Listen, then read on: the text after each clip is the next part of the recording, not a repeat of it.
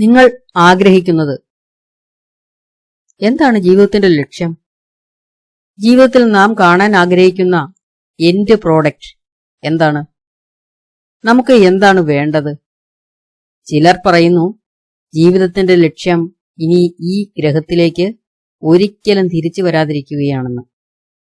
സ്നേഹമാണ് ജീവിതത്തിന്റെ ലക്ഷ്യം എന്ന് വേറെ ചിലർ. ഇനി ഇങ്ങോട്ട് തിരിച്ചു വരണ്ട എന്ന് ചിലർ പറയാൻ കാരണം എന്താണ്? ഇവിടെ സ്നേഹമില്ല എന്ന്.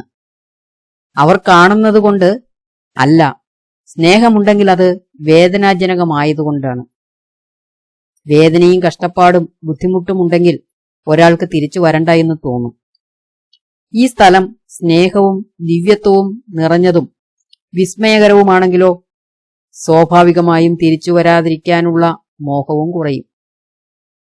ജീവിതത്തിന്റെ ലക്ഷ്യം എല്ലാ വശത്തു നിന്നും എല്ലാ കോണുകളിൽ നിന്നും നോക്കിക്കാണുമ്പോൾ ജീവിതത്തിൽ നിന്ന് നാം ആവശ്യപ്പെടുന്ന എൻഡ് പ്രോഡക്റ്റ് അനശ്വരമായ സ്നേഹമാണ് എന്ന് കാണാം.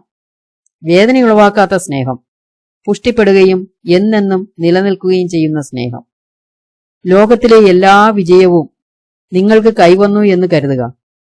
നിങ്ങൾ ലോകത്തിലെ ഏറ്റവും വലിയ ധനികനായി അല്ലെങ്കിൽ പ്രസിദ്ധനായി എന്ന് കരുതുക. പക്ഷേ സ്നേഹമില്ലെങ്കിലോ? അപ്പോൾ ജീവിതത്തിൽ വിജയമില്ലാതെ വരും. ജീവിതം വന്യമായി തോന്നും. ഏതു കോണിൽ നിന്ന് നോക്കിയാലും ജീവിതത്തിൽ നിന്ന് നാം ആഗ്രഹിക്കുന്നത് സ്നേഹമാണ്. ദിവ്യവും യഥാർത്ഥവുമായ സ്നേഹം.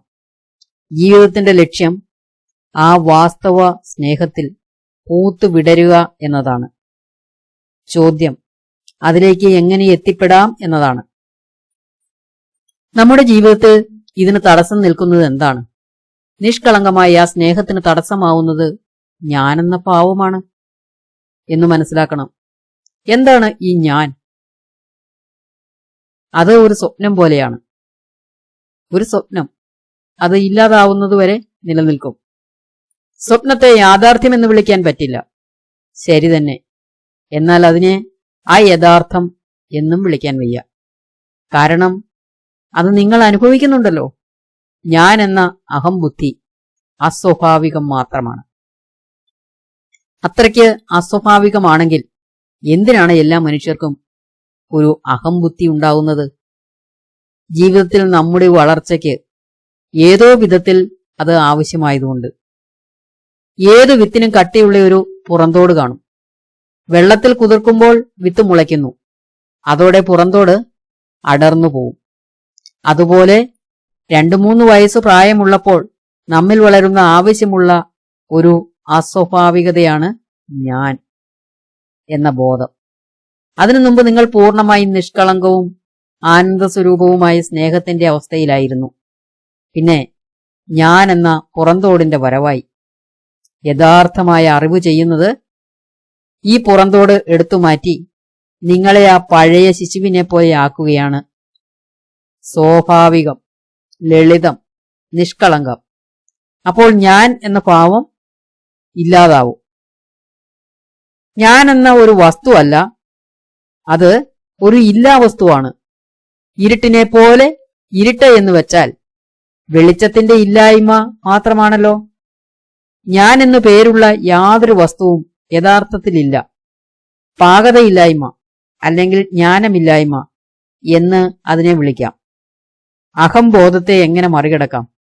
സ്വയം നിരീക്ഷിച്ചുകൊണ്ട്, തന്നെ തന്നെ കൂടുതൽ മനസ്സിലാക്കിക്കൊണ്ട്, ധ്യാനത്തിലൂടെ സ്വന്തം സത്വത്തിലേക്ക് കൂടുതൽ ആഴത്തിൽ കടന്നു എന്നുകൊണ്ട്.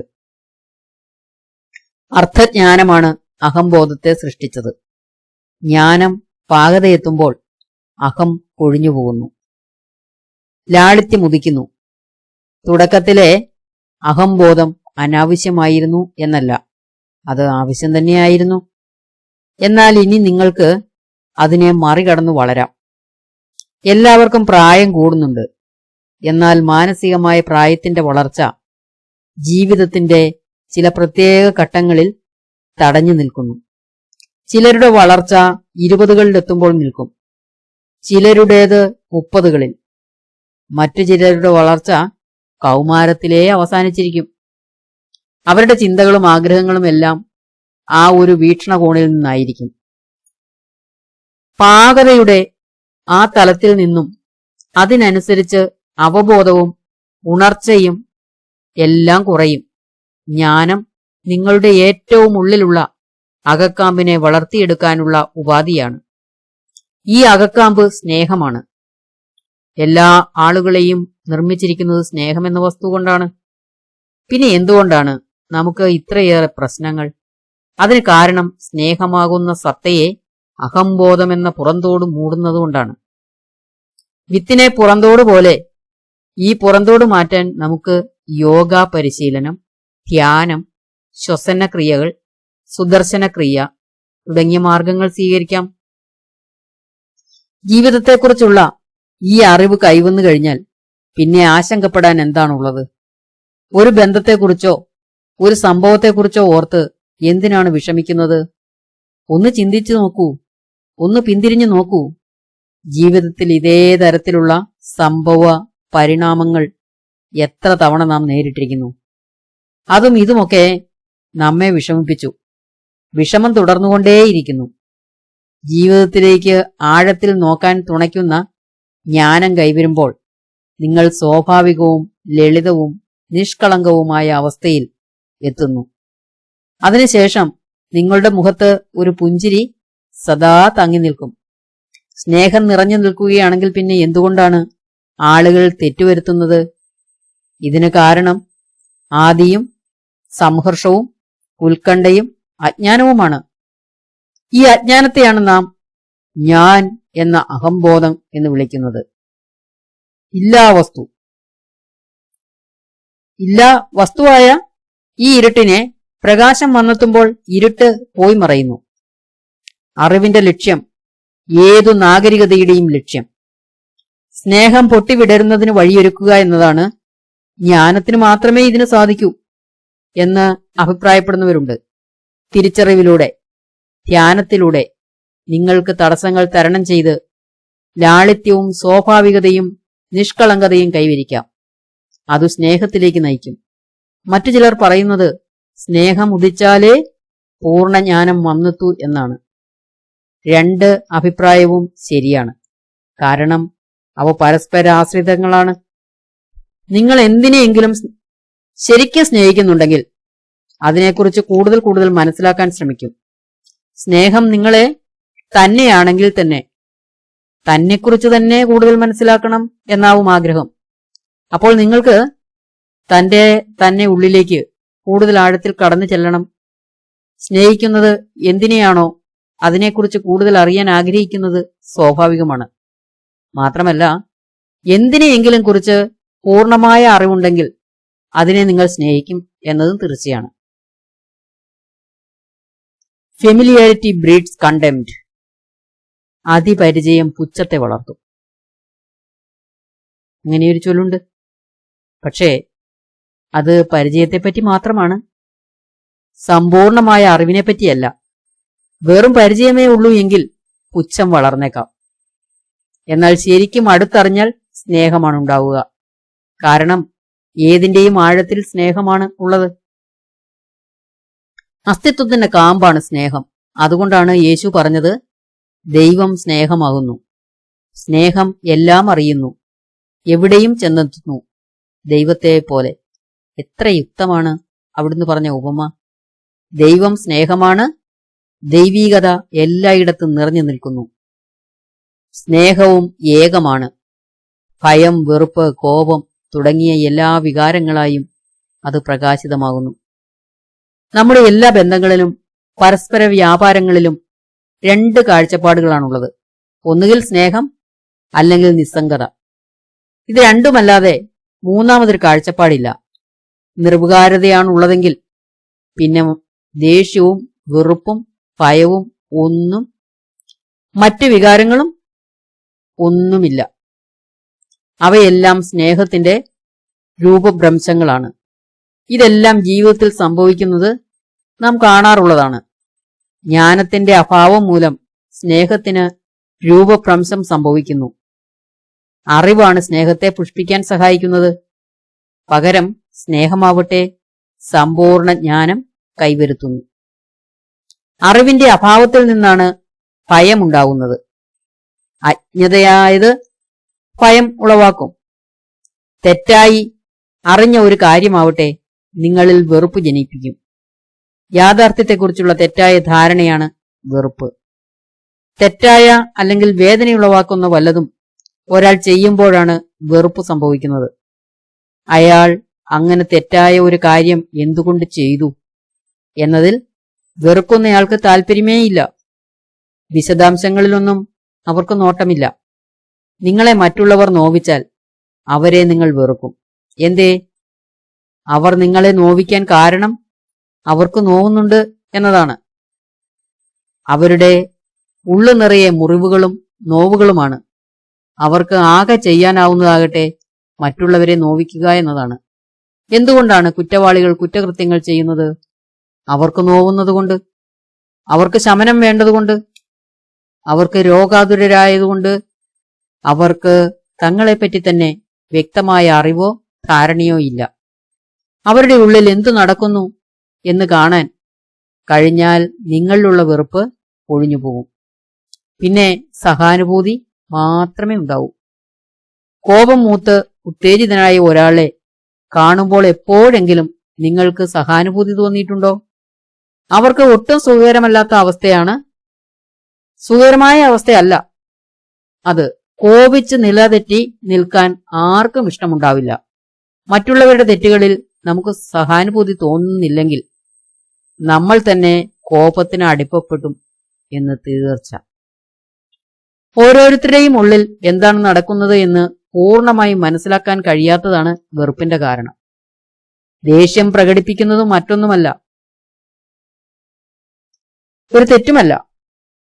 എന്നാൽ സ്വന്തം ദേഷ്യം തിരിച്ചറിയാൻ പറ്റാതെ വന്നാൽ അത് നിങ്ങളെ നോവിക്കുകയുള്ളൂ. ചിലപ്പോൾ ഒരു പ്രത്യേക ഉദ്ദേശം വെച്ച് ദേഷ്യം പ്രകടിപ്പിക്കാം. അത് വ്യത്യസ്തമാണ്.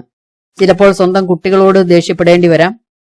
അവർ വല്ല അപകടവും വരുത്തി വയ്ക്കാൻ പോയാൽ സ്വല്പം ഒച്ചയൊക്കെ ഇടേണ്ടി വരും. ദേഷ്യം പ്രകടിപ്പിക്കേണ്ട അവസരങ്ങളും ഉണ്ട്. എന്നാൽ നിങ്ങൾ സ്വയമേ ദേഷ്യത്തിന് അടിപ്പെട്ടു പോയാലോ? അപ്പോൾ ആകെ ചഞ്ചലപ്പെട്ടു പോകും. കോപം മൂത്തിരിക്കുമ്പോൾ എടുക്കുന്ന തീരുമാനങ്ങളോ പറയുന്ന വാക്കുകളിലോ എപ്പോഴെങ്കിലും നിങ്ങൾക്ക് സന്തുഷ്ടി തോന്നാറുണ്ടോ? ഇല്ല. കാരണം അപ്പോൾ നിങ്ങളുടെ പൂർണ്ണ ബോധം കൈവിട്ടു പോവുകയാണ്. പൂർണ്ണമായ സ്വയം ബോധത്തോടെ നിങ്ങൾ ദേഷ്യം അഭിനയിക്കുകയാണെങ്കിൽ ഒരു കുഴപ്പവുമില്ല. ഭീതിയും വെറുപ്പുമായി മാറുന്നതരം ദേഷ്യം ഉടലെടുക്കുന്നത് നമുക്ക് സന്ദർഭത്തെക്കുറിച്ച് പൂർണ്ണമായ അറിവില്ലാത്തപ്പോഴാണ്. മറ്റേ വ്യക്തിയുടെ സ്ഥാനത്ത് നിന്ന് ആലോചിക്കാൻ നാം തയ്യാറാവാത്തപ്പോൾ. ഈ വികാരങ്ങളൊക്കെ നല്ലതാണോ ചീത്തയാണോ ശരിയാണോ തെറ്റാണോ എന്നൊന്നുമല്ല ഞാൻ പറയുന്നത്. അവയുടെ അനന്തരഫലങ്ങൾ എന്താണ് എന്നാണ് നാം നോക്കുന്നത്. സത്യത്തിൽ കോപം വരുമ്പോൾ നിങ്ങൾ എന്തു ചെയ്യാനാണ്? ഞാൻ കോപിക്കരുത് എന്ന് ഒരു 100 തവണ മനസ്സിൽ ആലോചിച്ചുറപ്പിക്കാം. എന്നാൽ കോപത്തിന്റെ വരവ് ഒരു പേമാരി പോലെയാണ്. അതിനെ നിയന്ത്രിക്കാൻ നിങ്ങൾക്കാവില്ല. എല്ലാ മുൻധാരണകളും ചിന്താഗതികളും വാഗ്ദാനങ്ങളും അങ്ങ് കാറ്റിൽ പറക്കുന്നു. വികാരത്തിന്റെ തള്ളലിൽ നിങ്ങൾക്ക് അടിതെറ്റുന്നു. നിങ്ങളുടെ ചിന്തകളെയും വാഗ്ദാനങ്ങളെയും കാൾ എത്രയോ മടങ്ങ് ശക്തമാണ് വികാരങ്ങൾ. ഈ പ്രവർത്തന രീതി മനസ്സിലാക്കുന്നത് നിങ്ങളുടെ ഹൃദയം തുറക്കും. സത്യത്തിൽ കോപം ഒരു ഉപകരണമാണ്. കോപം ആവശ്യമാണ്. കോപത്തെ നിയന്ത്രണത്തിൽ നിർത്താൻ നിങ്ങൾക്ക് സാധിക്കുന്നുണ്ടെങ്കിൽ, അതിനെ വേണ്ടിടത്ത് വേണ്ടപ്പോൾ വേണ്ട രീതിയിൽ അറിഞ്ഞ് പ്രയോഗിക്കാൻ കഴിയുന്നുണ്ടെങ്കിൽ അതിന് പ്രത്യേക വൈദഗ്ധ്യം ആവശ്യമാണ്. സ്വന്തം ശക്തി വേണ്ട രീതിയിൽ കൈകാര്യം ചെയ്യുക എന്ന കലയിൽ അറിവും കോപവും പരസ്പരാശ്രിതങ്ങളാണ്. അറിവും സ്നേഹവും തമ്മിലും അങ്ങനെ തന്നെ. ഈ അറിവ് ജീവിതത്തിൽ സ്വയം പൂത്തു വിടരാനുള്ള സാധ്യത നിങ്ങൾക്ക് നൽകുന്നു. എവിടെയും എപ്പോഴും ഏതു നിമിഷത്തിലും നിങ്ങൾ കടപ്പുറത്ത് ഉലാത്തുകയായിരിക്കാം. പെട്ടെന്ന് പ്രപഞ്ചത്തോട് മുഴുവൻ നിങ്ങൾ പ്രണയത്തിലാവുന്നു. സൂര്യൻ, ചന്ദ്രൻ, നക്ഷത്രങ്ങൾ, അസ്തമയ ശോഭ, തിരമാലകൾ, മരക്കൊമ്പിൽ തത്തുന്ന കാറ്റ്, എല്ലാറ്റിനോടും എല്ലാം ജീവൻ നിറഞ്ഞതായി നിങ്ങൾക്ക് അനുഭവപ്പെടുന്നു. ആ നിമിഷം നിങ്ങൾ തന്നെയായി മാറി നിങ്ങളുടെ ആഴത്തിൽ എന്തിനെയോ തട്ടി ഉണർത്തുകയാണ്. അതോടൊപ്പം തന്നെ നിങ്ങളുടെ ഉള്ളിൽ ഒരു അവബോധം ഉണരുന്നുണ്ട്. സ്നേഹം പുഷ്പിക്കുന്നുണ്ട്. മനസ്സ് എത്രമാത്രം അഗാധവും തുറന്നതുമാണ് എന്നതിനനുസരിച്ചാണ് സ്നേഹിക്കാനുള്ള നമ്മുടെ കഴിവ്. ഒരു കൊച്ചു കുളത്തിൽ ഒരു കൊച്ചു കല്ലിന് വലിയ ഓളങ്ങൾ ഉണ്ടാക്കാൻ സാധിക്കും. സ്നേഹിക്കാനുള്ള കഴിവ് വർദ്ധിപ്പിക്കണമെങ്കിൽ അറിവ് വേണം, ആഴം വേണം, സ്വന്തം അഗാധതയിലേക്ക് കൂപ്പുകുത്തുകയും വേണം. സ്നേഹിക്കാനുള്ള കഴിവ് വർദ്ധിക്കുമ്പോൾ അറിയാനും മനസ്സിലാക്കാനുമുള്ള കഴിവും വർദ്ധിതമാകുന്നു. സ്വയം പരിമിതപ്പെടുത്തുന്നതാണ് നമ്മുടെ സ്വഭാവം.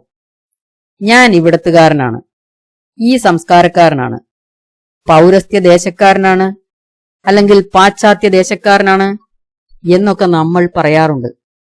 ഇങ്ങനെ പരിമിതമായി എന്തെങ്കിലുമായി സ്വയം ബന്ധപ്പെടുത്തുമ്പോൾ സ്നേഹിക്കാനുള്ള കഴിവും പരിമിതപ്പെട്ടു പോകുന്നു. അറിയാനുള്ള ശേഷിയും പരിമിതപ്പെട്ടു പോകുന്നു. കുട്ടികൾ ഇങ്ങനെയൊക്കെ പറയുന്നത് പതിവാണ്. എന്റെ അച്ഛൻ നിന്റെ അച്ഛനേക്കാൾ കേമനാണ്, നിന്റെ അമ്മയേക്കാൾ മിടുക്കി എന്റെ അമ്മയാണ്, നിന്റെ ടീച്ചറേക്കാൾ നല്ലത് എന്റെ ടീച്ചർ തന്നെ. മുതിർന്നവരും ഇത് ചെയ്യാറുണ്ട്. ലക്ഷ്യവസ്തുക്കൾ മാറും എന്നു മാത്രം.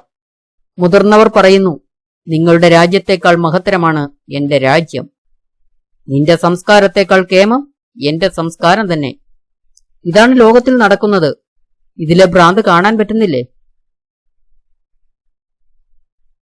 താൻ ഹിന്ദു ആയത് കാരണം ഒരു ഹിന്ദു പറയുന്നു ഹിന്ദുമതം മഹത്താണ്. എന്നാൽ അതിന്റെ യഥാർത്ഥ സ്വഭാവം കാരണമല്ല. ബൈബിൾ മഹത്താണ് എന്ന് ഒരു ക്രിസ്ത്യാനി പറയുന്നു, അയാൾ ക്രിസ്ത്യാനി ആയതുകൊണ്ട്. മുസ്ലിങ്ങളാകട്ടെ ഖുർആനാണ് ഏറ്റവും മഹത്തായ ഗ്രന്ഥമെന്ന് പറയുന്നു, അവർ മുസ്ലിങ്ങളായതുകൊണ്ട്. ബൈബിൾ വിസ്മയാവഹമാണ് എന്ന് ഒരു ഹിന്ദു പറഞ്ഞാൽ ഒരു ക്രിസ്ത്യൻ അങ്ങനെ അവകാശപ്പെടുന്നതിനേക്കാൾ വിശ്വാസ്യത കൂടും. അമേരിക്ക മഹത്താണ് എന്ന് ഒരു ജപ്പാൻകാരൻ പറയുമ്പോൾ ഒരു അമേരിക്കക്കാരൻ സ്വയം അങ്ങനെ പറയുന്നതിനേക്കാൾ വിലയുണ്ട്. നാം എന്തിന്റെ ഭാഗമാണോ അത് മഹത്താണ് എന്ന് സ്വയം ധരിക്കുന്നു. ഈ പരിമിതിയിൽ കുടുങ്ങിക്കിടക്കുന്നവരാണ് നമ്മൾ. ഇതിൽ നിന്നും ഉണർന്നെഴുന്നേറ്റൂടെ? കാണൂ, ഈ ലോകത്ത് പ്രാക്തന കാലം തൊട്ടേ നിലനിൽക്കുന്നതെല്ലാം നിങ്ങളുടേതാണ്. ഞാൻ അമേരിക്കയിൽ നിന്നു മാത്രമുള്ളതല്ല, ഞാൻ ഒരു ജർമ്മൻകാരനല്ല, ഞാൻ ഒരു ഇന്ത്യക്കാരനോ ഏഷ്യക്കാരനോ ആഫ്രിക്കക്കാരനോ അല്ല. എവിടെയായാലും ആരുടെയൊപ്പമായാലും ഞാൻ സ്വന്തം വീട്ടിലെത്തിയ പോലെയാണ്. മനുഷ്യരാശിയുടെ സമ്പത്തുകളെല്ലാം എന്റേതാണ്. അത് ഗീതയാവട്ടെ, ഖുറാനാവട്ടെ, ബൈബിൾ ആവട്ടെ, ജൈനമതമാവട്ടെ, സിഖ് മതമാവട്ടെ, ഈ സമ്പത്ത് മുഴുവൻ എന്റേതാണ്. പാകത വന്ന ഒരാൾ ലോകത്തെ ഒന്നടങ്കം സ്വന്തം സ്വത്തായി കാണും. പാകത എന്ന് വച്ചാൽ ലോകത്തിന്റെ സമ്പത്തിനെ പരിമിതപ്പെടുത്തി കാണുകയോ അതിനെ ഭാഗം വയ്ക്കുകയോ ചെയ്യാതിരിക്കുക എന്നാണ് അർത്ഥം. അത്തരമൊരാൾ പറയുന്നു, സർവവും എന്റേതാണ്, ഞാനാവട്ടെ എല്ലാവരുടേതുമാണ്. ഇതാണ് ബോധോദയം. മനുഷ്യന്റെ മൊത്തം പരിണാമത്തിന്റെയും തുടക്കം ആരെങ്കിലുമായി തീരുക എന്നതിൽ നിന്നാണ്. ആരെങ്കിലുമായി തീരുന്നത് അഹംബോധമാണ്. ഞാൻ മഹാനാണ്, ഞാൻ പരിണമിച്ച് വളർച്ചയിലെത്തിയവനാണ്. നീ പരിണമിച്ച് വളർന്നിട്ടില്ല. ഇത് അഹംബോധമാണ്. പരിണാമത്തിന്റെ 2 ചുവടുകളുടെ സത്യം തിരിച്ചറിയുന്ന ഒരാൾ ആരെങ്കിലുമാണ് എന്നതിൽ നിന്ന് ആരുമല്ലായ്മയിലേക്ക് എത്തിച്ചേരും. പിന്നെ ആരുമല്ല എന്ന അവസ്ഥയിൽ നിന്ന് എല്ലാവരുമാണ് എന്ന അവസ്ഥയിലേക്കും. ബോധോദയം സിദ്ധിച്ച ഒരാൾക്ക് എല്ലാവരും ദൈവത്തിന്റെ ഓരോ രൂപം മാത്രമാണ്. അയാൾ സംസാരിക്കുമ്പോൾ അത് ഈ നിലപാടിൽ നിന്നാവില്ല. നിങ്ങളെല്ലാം വെറും മൂഢന്മാരാണ്, ഞാനാവട്ടെ ജ്ഞാനിയും. ഞാൻ നിങ്ങൾക്ക് ഒരു ഉപദേശം അരുളി ചെയ്യാം? ഒരിക്കലുമില്ല. പ്രകൃതി അഥവാ ദൈവീകത പ്രദാനം ചെയ്യുന്നതാണ് മനോഹരമായ ഈ ജ്ഞാനം എന്ന് അയാൾക്കറിയാം. അത് മറ്റൊരു രൂപത്തിൽ പുറത്തു വരുന്നു എന്ന് മാത്രം. ജീവിതത്തിന്റെ ഫലം, എൻഡ് പ്രോഡക്റ്റ്, സ്നേഹമാണ്. അവസാന ഫലം എന്നതുപോലെ ജീവിതത്തിന്റെ ആദ്യ ഫലവും സ്നേഹം തന്നെ. ഒരാൾക്ക് ആദ്യം വേണ്ടതും അവസാനം വേണ്ടതും ഒരേ കാര്യം. ആ ഒരേ കാര്യം തന്നെ. ഒരു ശിശുവായി ഈ ലോകത്തിൽ വന്നപ്പോൾ നാം സ്നേഹത്തിൽ ആഹ്ലാദം കൊണ്ടു. മാതാവിലൂടെ പ്രകൃതി നമുക്ക് സ്നേഹം എത്തിച്ചു തന്നു. ഏതു ജന്തുവർഗത്തിന്റെ കാര്യത്തിലായാലും അമ്മ സ്വന്തം കുഞ്ഞിനെ പ്രാണനെ പോലെ സ്നേഹിക്കുന്നു. ആദ്യം പാകിയ വിത്ത് സ്നേഹമാണ്. പഴത്തിന്റെ ഉള്ളിലുള്ള വിത്തിന്റെ അവസാന രൂപം വീണ്ടും പഴം തന്നെയാണല്ലോ. അതുപോലെ സ്നേഹം എന്ന വിത്തിന്റെ അവസാന രൂപവും സ്നേഹം തന്നെ. നിങ്ങൾക്ക് ലോകത്തിൽ നിന്ന് ആകെ വേണ്ടത്, നിങ്ങൾക്ക് ആദ്യമേ ലഭിച്ചത്, നിങ്ങളുടെ ആകെത്തുക, ഇതെല്ലാം സ്നേഹമാണ്. തുടക്കം തൊട്ട് ഒടുക്കം വരെ സ്നേഹം മാത്രം. ഇടയ്ക്കുള്ള ഘട്ടത്തിൽ നമുക്ക് അല്പം ആശയക്കുഴപ്പമുണ്ടാവും. കാരണം അപ്പോൾ അഹംബോധം രംഗപ്രവേശം ചെയ്യും. നമ്മൾ വിഷമങ്ങൾ അനുഭവിക്കും, മറ്റുള്ളവർക്ക് വിഷമങ്ങൾ ഉണ്ടാക്കുകയും ചെയ്യും. എല്ലാം സ്നേഹത്തിന്റെ പേരിൽ മാത്രം. അറിവ് സ്നേഹത്തിലേക്ക് നയിക്കും. ഏതു ശാസ്ത്രവിജ്ഞാനത്തിലും ആഴത്തിൽ കടന്നു ചെന്നാൽ നിഗൂഢതയുടെ ആഴം കൂടും. ഗണിതത്തിലോ ശാസ്ത്രത്തിലോ ഇടം കയറി അല്ലെങ്കിൽ ഇഷ്ടം കയറി അവയെക്കുറിച്ച് ആഴത്തിൽ പഠിക്കുന്ന ഒരാൾ സൃഷ്ടിയുടെ സങ്കീർണതയിൽ ചഞ്ചലപ്പെട്ടു പോകും. ജ്യോതിശാസ്ത്രത്തിലാണ് നിങ്ങൾക്ക് താല്പര്യമെന്ന് കരുതുക. നിങ്ങൾ പ്രപഞ്ചത്തെക്കുറിച്ച് മനസ്സിലാക്കുകയാണ്. കോടാനുകോടി നക്ഷത്രങ്ങൾ, എണ്ണമറ്റ സൗരയൂഥങ്ങൾ, ഗ്രഹങ്ങൾ, ഇവയൊക്കെ എത്ര കാലമായി നിലനിൽക്കുന്നു? എന്താണ് സമയം? ഈ അറിവ് നിങ്ങളെ സ്തബ്ധരാക്കുന്നു. ആ നിമിഷത്തിൽ നിങ്ങൾ വിസ്മയാധീനനാകും. വിസ്മയം നിങ്ങളിൽ സ്നേഹമുളവാക്കും. കാരണം സ്നേഹമാണ് ആ വിസ്മയം. അറിവ് നിഗൂഢതയുടെ ആഴം കൂട്ടുന്നു. അറിവിന്റെ ഉദ്ദേശം തന്നെ അതാണ്. DNA കണികകളെയും പരമാണുക്കളെയും കുറിച്ച് അറിവുള്ള ഒരു ജീവശാസ്ത്രജ്ഞൻ ആഴത്തിൽ ചെല്ലും തോറും അമ്പരന്ന് ചോദിക്കുന്നു, എന്താണിത്? അത്ഭുതാവകം. ഈ അത്ഭുതം, ഈ കൗതുകം വിസ്മയത്തിലേക്ക് നയിക്കുന്നു. അതാവട്ടെ സ്നേഹമായി മാറുന്നു. ലോകത്തിലെ ഏറ്റവും വിസ്മയാവഹമായ കാര്യമാണ് സ്നേഹം. അറിവിന്റെ ഒരു ശകലം കേൾക്കുമ്പോൾ എത്ര ശരി എന്ന് നിങ്ങൾ പറയുന്നുവെങ്കിൽ അതിനർത്ഥം നിങ്ങൾക്ക് അത് നേരത്തെ അറിവുണ്ടായിരുന്നു എന്നാണ്. ആ ശ്രവണം നേരത്തെയുള്ള അറിവിനെ തെളിയിച്ചെടുത്തു എന്ന് മാത്രം. സത്യത്തിൽ കേൾക്കുന്നത് പോലും ആവശ്യമില്ല. വെറുതെ നിശബ്ദതയിൽ മതി. നിശബ്ദതയെ സ്നേഹിക്കാൻ നിങ്ങൾക്ക് കഴിയുമെങ്കിൽ ഏറ്റവും നല്ല മാർഗം അതാണ്. ആ ശീലം വഴങ്ങുന്നില്ലെങ്കിൽ ഉച്ചരിച്ച് കേൾക്കുന്നത് തന്നെ നല്ലത്. പല മേഖലകളിലും വിദ്യാഭ്യാസം നേടിയിട്ടുള്ളവരാണ് നമ്മൾ. സങ്കീർണമായ ഒരു കമ്പ്യൂട്ടർ പ്രവർത്തിക്കാൻ നമ്മൾക്ക് അറിയാമായിരിക്കാം. എന്നാൽ ഈ ജീവിതം എങ്ങനെ പ്രവർത്തിപ്പിക്കണം എന്ന് നമ്മെ പഠിപ്പിച്ചിട്ടില്ല. ഇവിടെ മാത്രമല്ല, ലോകത്തെങ്ങും അവസ്ഥ ഇതുതന്നെ. എങ്ങനെ ജീവിക്കണം എന്ന് ആരും നമ്മെ പഠിപ്പിച്ചിട്ടില്ല. ഇവിടെ മാത്രമല്ല, എങ്ങനെ ജീവിക്കണമെന്ന് ആരും പഠിപ്പിച്ചിട്ടില്ല. പക്ഷേ ആളുകളെ സ്വന്തം മനസ്സിനെക്കുറിച്ചും സ്വന്തം അഹംബോധത്തെക്കുറിച്ചും തങ്ങൾ ആരാണെന്നതിനെക്കുറിച്ചും തങ്ങൾ എന്തിനിവിടെ വന്നതെന്നതിനെക്കുറിച്ചും എല്ലാം നമുക്ക് ദൈവം പഠിപ്പിച്ചു തരും. അല്ലെങ്കിൽ ഇപ്പോൾ നമുക്ക് പഠിപ്പിച്ചു തുടങ്ങാം. ഈ യുഗത്തിന് ഏറ്റവും ആവശ്യമായ ജ്ഞാനവും അതാണ്.